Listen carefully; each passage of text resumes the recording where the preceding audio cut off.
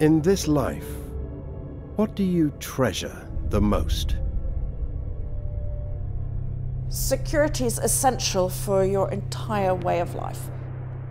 What do you fear the most? Obviously terrorism. The thing that's the scariest, the thing that I find the most immediate, is the threat of our democracy dying because of foreign actors. Should we be worried about democracy in the UK? I think we should be super worried about democracy in the UK, I really do. Freedom and democracy are hard won and easily lost. What are you prepared to do to protect it? Price of security is eternal vigilance. When one invents the wheel, one doesn't uninvent the wheel.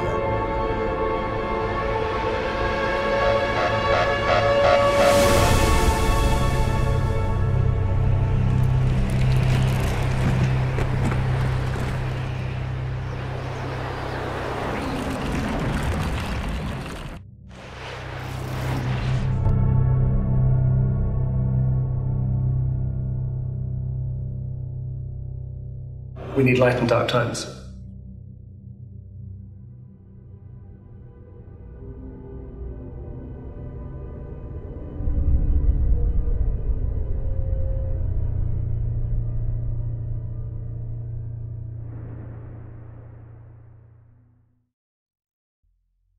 This documentary looks at the main security challenges facing us today and the role of NATO in keeping Europe secure. We ask whether deterrence, the strategy that kept the peace for 70 years, is still relevant in an age of cyber attacks and hybrid warfare. We examine when and why relations between Russia and the West deteriorated, and whether we're now living through a new Cold War. We took our eye off the ball. It was pretty squalid. It was like something out of a kind of bad version of John le Carré, actually, but without superior dialogue and the trench coats. We also look at the North Atlantic Treaty Organization, NATO, its purpose, problems, and prospects. Is NATO a relic of the Cold War?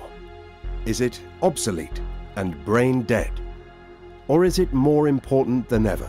You know, you don't go around in your village announcing to every burglar that the burglar alarm on your house is no longer working. So please, burglars, come and try to get into my house. I mean, I don't think that's very wise to do politically.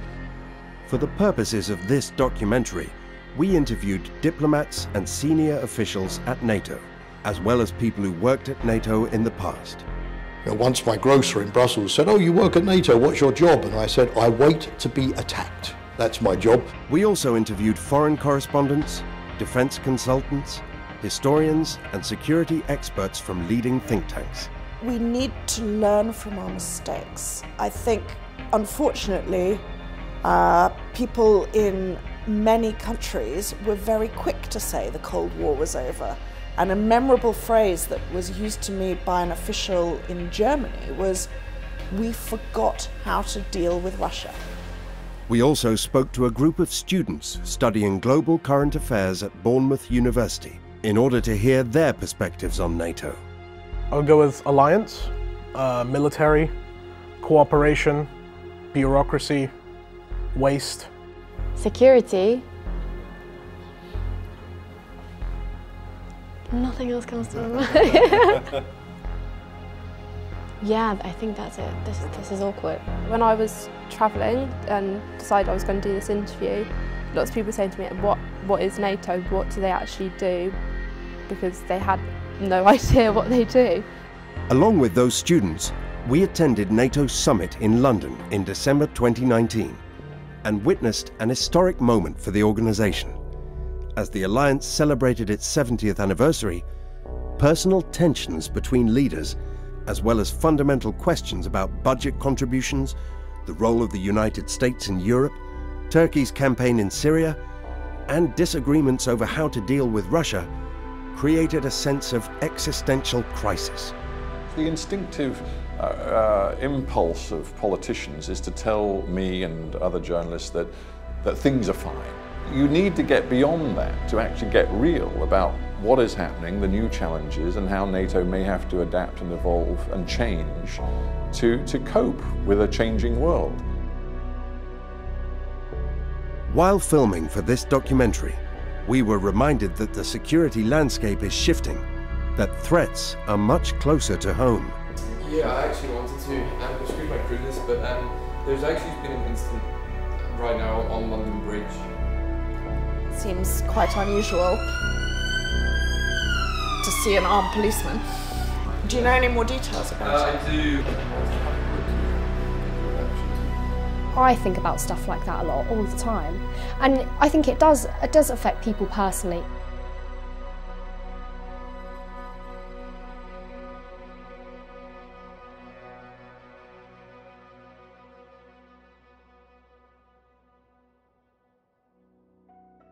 This documentary is divided into 7 parts or chapters. These can be watched as standalone videos or as one coherent narrative. The first chapter introduces the concept of deterrence and explains why it's so crucial to our security and daily life.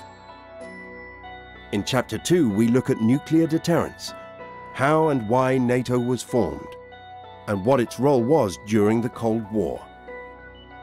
Chapter 3 looks at the period just after the Cold War, when NATO was forced to reinvent itself by welcoming the new democracies of Central and Eastern Europe, and by engaging in campaigns in the Balkans and the Middle East.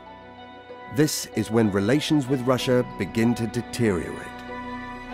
In Chapter 4, we examine whether the West is facing a new Cold War, and we ask what's driving Russian President Vladimir Putin.